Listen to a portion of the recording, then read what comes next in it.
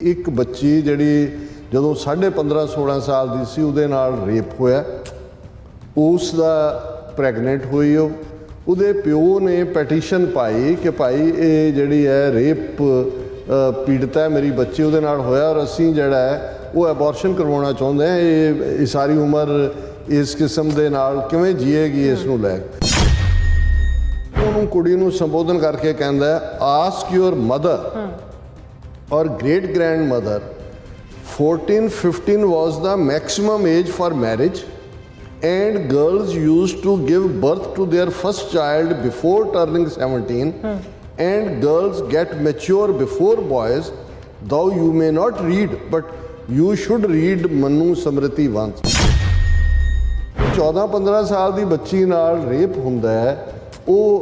Illegal पाल रही है उस नूं अपनी वोंब दे विच, ਉਹਦਾ ਪਿਓ ਪੈਟੀਸ਼ਨ ਕਰਦਾ ਤੇ ਉਹ ਜੱਜ ਕਹਿੰਦਾ ਵੀ ਮਨੂੰ ਸਮ੍ਰਿਤੀ ਪੜ੍ਹੋ, ਪਹਿਲਾਂ ਵੀ ਤਾਂ 12-13 ਸਾਲ, ਹੁਣ ਉਹ ਵਿਆਹ ਔਰ ਰੇਪ ਨੂੰ ਵੀ ਟੁਗੈਦਰ ਕਰ ਰਿਹਾ ਔਰ ਉਹਨੂੰ ਵੀ ਜਸਟੀਫਾਈ ਕਰ ਰਿਹਾ ਜੀ ਕੋਈ ਗੱਲ ਨਹੀਂ ਹੈ ਜੰਮਦੇ ਉਹ ਕਿਸੇ ਨੂੰ ਤੁਸੀਂ ਅਡਾਪਸ਼ਨ ਲਈ ਦੇ ਦੇਣਾ।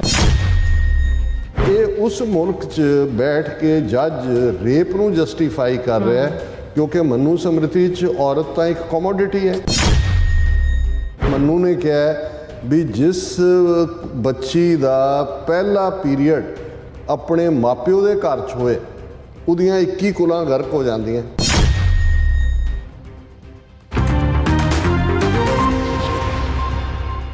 दर्शकों ब्रेक के बाद आप सब जी आया कहते हैं। सो गलबात करन जा रहे हैं कि भारत में हिंदू राज स्थापित हो चुका है और हुण उन्हां दे जज भी मनु समृति के आधार पर फैसले जिहड़े ने सुनाने लग पे ने और जिवें कि गुजरात हाई कोर्ट के एक जज वालों किया गया है। सो इस बारे आप गलबात करन जा रहे हैं। सो असीं चाहांगे कि तुसां इसी तरह बड़े रहना देखण सुन लिया लिखण लई तुहाडा सब दा बहुत बहुत धन्नवाद जी। डॉक्टर साहब की कहना चाहोगे? देखो 28 मई नूं जदों अध नंगे तमिल ब्राह्मणों की मौजूदगी च वेद मंत्र जिहड़े पढ़ रहे सी, मोदी संगोल लैके जिहड़ा वो पार्लीमेंट की नवीं बिल्डिंग च पहुँचता है और उन्होंने स्थापित कर दिता जाता है तो कहा जाता है कि 7वीं-8वीं सदी के चोल साम्राज तो बाद वापस जिहड़ा भारती जिहड़ा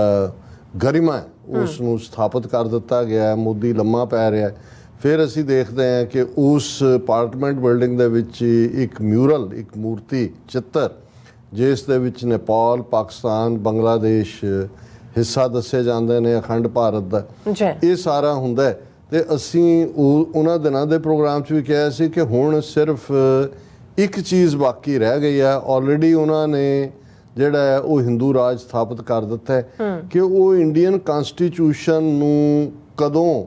मनु समृति के नाल तब्दील कर देना। हालांकि जस्टिस तो मनु समृति वांग ना माइनॉरिटी ना गुजरात 2002 मारे गए हज़ारां मुसलमानों नूं मिलिया, ना सिखां नूं, ना दलितां नूं, ना आदिवासियों नूं। ये असीं रोज़ाना गल करते हैं। पर जदों मैं ये कहा भी सी मैनूं ये लगदा सी कि भी ये हुण इन्ना स्थापित करके उन्होंने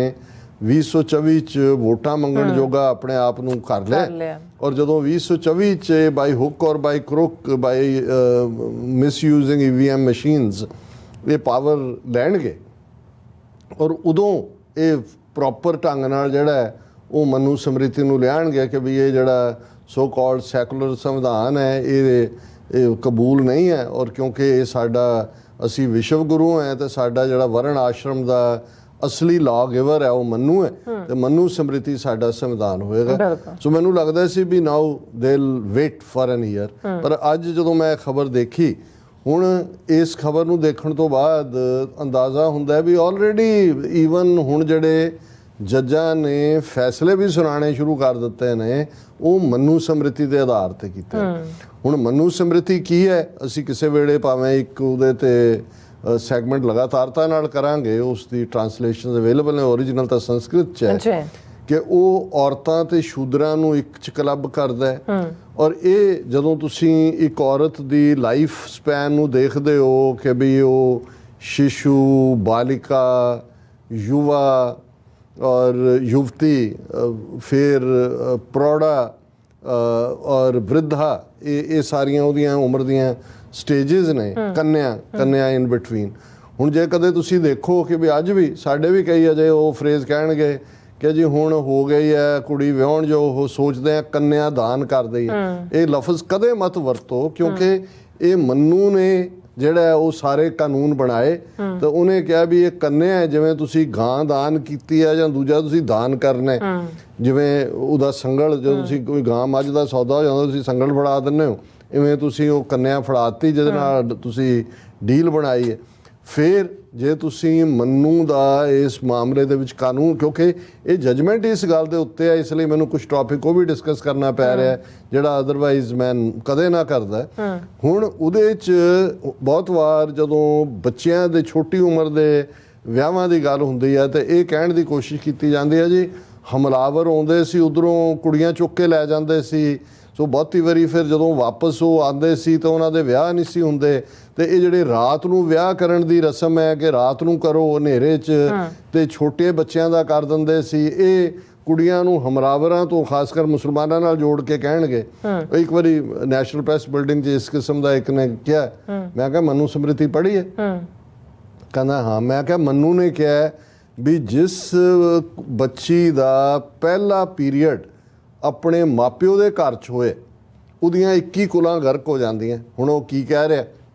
ਵੀ ਹੁਣ ਉਹ ਤੁਸੀਂ ਲੈਸ ਦੈਨ 12 ਇਅਰਸ ਦੀ ਜਿਹੜੀ ਹੈ ਮੈਰਿਜ ਦੀ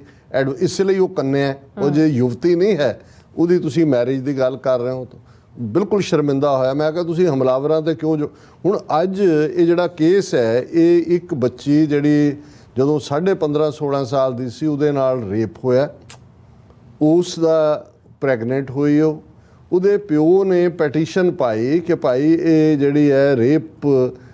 ਪੀੜਤ ਹੈ ਮੇਰੀ ਬੱਚੀ ਉਹਦੇ ਨਾਲ ਹੋਇਆ ਔਰ ਅਸੀਂ ਜਿਹੜਾ ਹੈ ਉਹ ਐਬੋਰਸ਼ਨ ਕਰਵਾਉਣਾ ਚਾਹੁੰਦੇ ਹਾਂ, ਇਹ ਸਾਰੀ ਉਮਰ ਇਸ ਕਿਸਮ ਦੇ ਨਾਲ ਕਿਵੇਂ ਜੀਏਗੀ ਇਸ ਨੂੰ ਲੈ ਕੇ। ਹੁਣ ਉਹ ਕੇਸ ਚੱਲ ਰਿਹਾ, ਉਸ ਕੇਸ ਦੀ ਸੁਣਵਾਈ ਦੇ ਦੌਰਾਨ ਔਰ ਇੱਕ ਕੇਸ ਗੁਜਰਾਤ ਹਾਈ ਕੋਰਟ ਦੇ ਵਿੱਚ ਹੈ। ਗੁਜਰਾਤ ਹਾਈ ਕੋਰਟ ਦਾ ਜੱਜ ਜਸਟਿਸ ਦਵੇ ਉਹ ਕੀ ਕਹਿੰਦਾ, ਮੈਂ ਐਗਜ਼ੈਕਟਲੀ ਇਹ ਉਹਨਾਂ ਦੀ ਆਪਣੀ ਨਿਊਜ਼ ਏਜੰਸੀ ਦੀ ਖਬਰ ਹੈ, ਉਹ ਉਹਨੂੰ ਕੁੜੀ ਨੂੰ ਸੰਬੋਧਨ ਕਰਕੇ ਕਹਿੰਦਾ ask your mother or great grandmother 14-15 was the maximum age for marriage and girls used to give birth to their first child before turning 17 and girls get mature before boys, though you may not read but you should read Manu Samriti once। ਹੁਣ ਜਿਹੜੀ victim ਹੈ ਉਹਨੂੰ ਉਹ ਜੱਜ ਕਹਿ ਰਿਹਾ ਕਿ ਤੂੰ ਮਨੂ ਸਮ੍ਰਿਤੀ ਨਹੀਂ ਪੜ੍ਹੀ।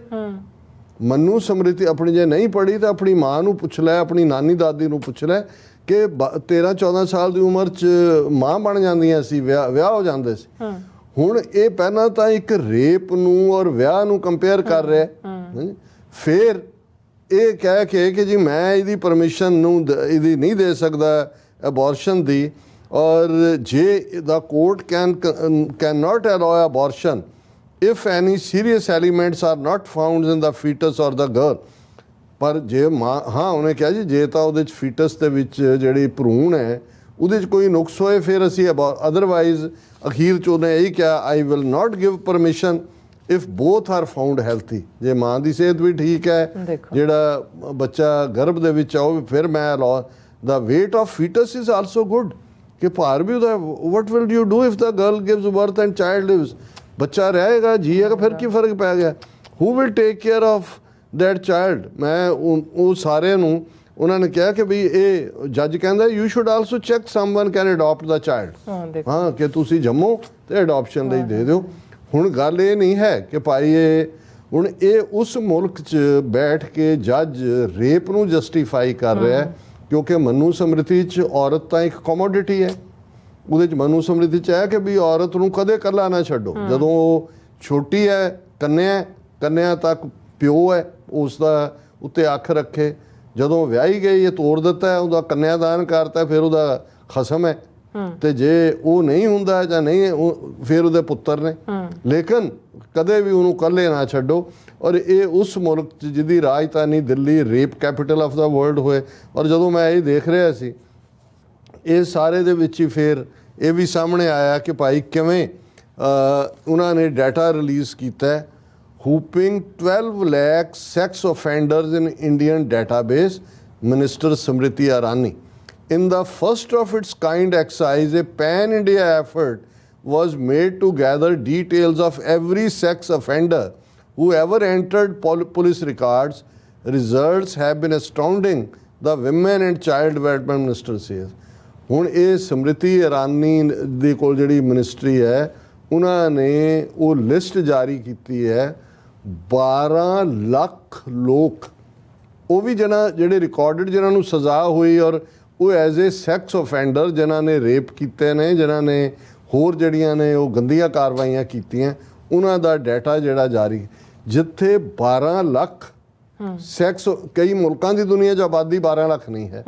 ਔਰ ਜਿੱਥੇ ਜਿਹੜਾ ਕੈਪੀਟਲ ਤੁਹਾਡੀ ਸੇਫ ਨਹੀਂ ਹੈ, ਔਰ ਉੱਥੇ ਜਿੱਥੇ ਜਿਸ ਕਿਤਾਬ ਨੂੰ ਰੈਫਰ ਕਰਕੇ ਉਹ ਕਾਨਸਟੀਟਿਊਸ਼ਨ, ਇੰਡੀਅਨ ਕਾਨਸਟੀਟਿਊਸ਼ਨ 'ਚ 18 ਸਾਲ ਤੋਂ ਪਹਿਲਾਂ ਤਾਂ ਵਿਆਹ ਹੋ ਹੀ ਨਹੀਂ ਸਕਦਾ, ਕਿਉਂਕਿ ਕਾਨਸਟੀਟਿਊਸ਼ਨਲ ਏਜ ਮੇਲ ਔਰ ਫੀਮੇਲ ਉਹ ਸ਼ਾਇਦ ਗਰਲ ਦੀ 18 ਹੈ, ਮੁੰਡੇ ਦੀ 21 ਹੈ, ਹੁਣ ਮੈਨੂੰ ਨਹੀਂ ਪਤਾ ਕੀ ਹੈ। ਵੋਟਿੰਗ ਏਜ ਵੀ 18 ਸਾਲ ਦਾ ਵੋਟਰ ਬਣ ਸਕਦਾ ਹੈ।